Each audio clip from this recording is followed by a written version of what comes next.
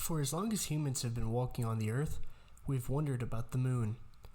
To many throughout history, the moon was a curious object, and for a majority of the time that humans have been around, no one really knew or understood why the moon was in the sky, what it did, or how it changed shape. There were many mysteries around the moon, and many cultures had different uses and beliefs regarding it. The Romans believed that the craters on the moon were great seas, while the ancient Chinese created lunar calendars based on what phase it was in. While the moon has been thoroughly studied in the 20th and 21st centuries, knowledge on our planet's only moon was somewhat non-existent to the general public before the Industrial Revolution. So when a US newspaper began to claim there's life on the moon in the 19th century, many people believed it. On August 25, 1835, The Sun, a New York newspaper, published what would have been the most groundbreaking discovery of the 19th century. In the first of 6 articles written on the subject, The Sun claimed that proof of life on the moon had been discovered. The articles were claimed to have been initially published by Edinburgh Journal of Science, but the journal had stopped publication years earlier, and the supposed author, claiming to be named Dr. Andrew Grant, was a non-existent person. While much of what the articles state seemed completely unbelievable to us in 2022, the author of what was later known as the Great Moon Hoax knew how to make his work believable at the time. He reeled his readers in slowly, beginning with the reasons for the discovery, starting by explaining an expedition to South Africa by Sir John Herschel, one of the most famous astronomers of the era. It also detailed an elaborate description of a new type of telescope invented by him. This grounded the story in some fact.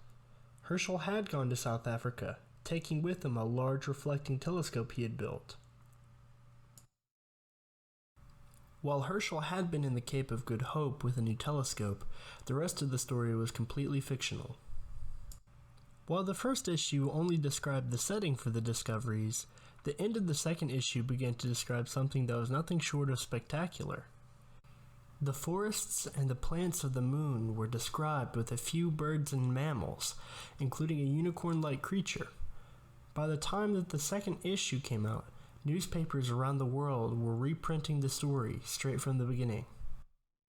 In the third installment, the author described the geography, flora, and fauna of the moon in greater detail, with miniature bison and beavers that stood on their back 2 legs. A live volcano was also described, which did correspond to William Herschel's actual reports of what seemed to be volcanoes in his observations from 1787. The segment concluded with a description of an island with cliffs studded with sapphires. In the fourth installment, on August 28, 1835, the world was told that Herschel and his team had discovered humanoids.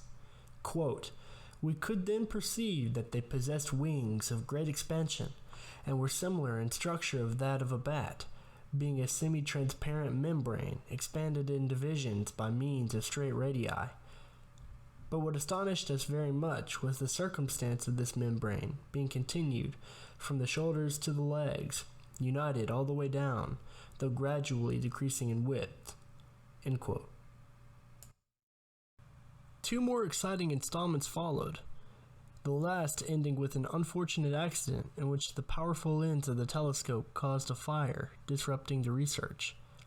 These discoveries were supposedly made with an immense telescope of an entirely new principle.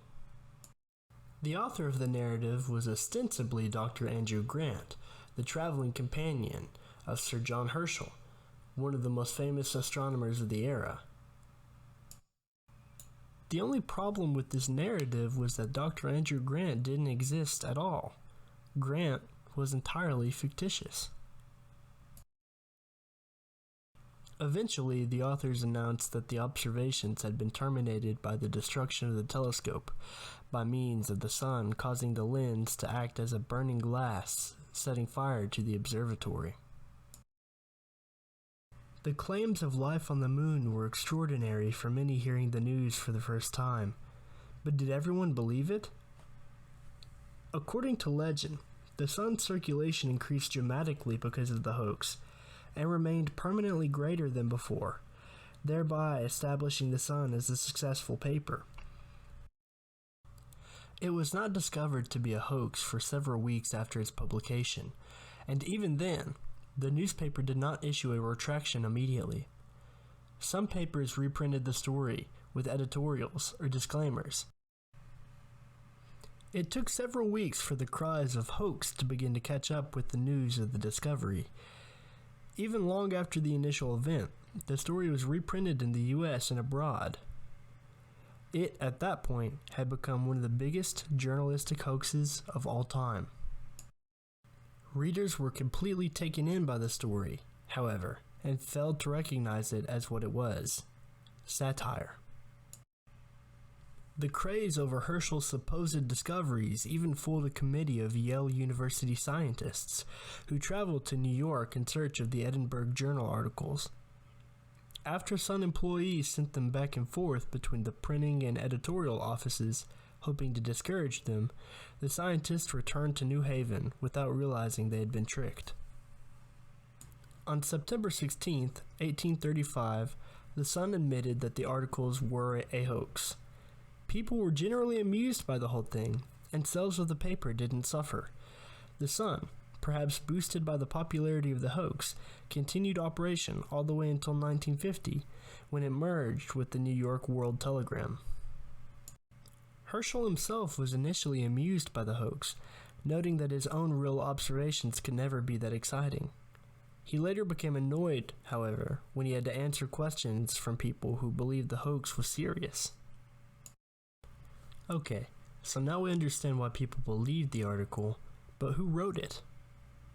The articles were most likely written by Richard Adams Locke, a Sun reporter educated at Cambridge University.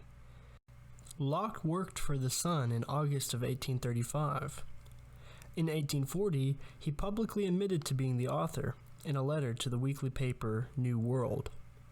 Intended as satire, the articles were designed to poke fun at earlier, serious speculations about extraterrestrial life, particularly those of Reverend Thomas Dick, a popular Christian Science writer who claimed in his best-selling books that the moon alone had 4.2 billion inhabitants, based on his calculations relating to God and the number of living things likely in the universe.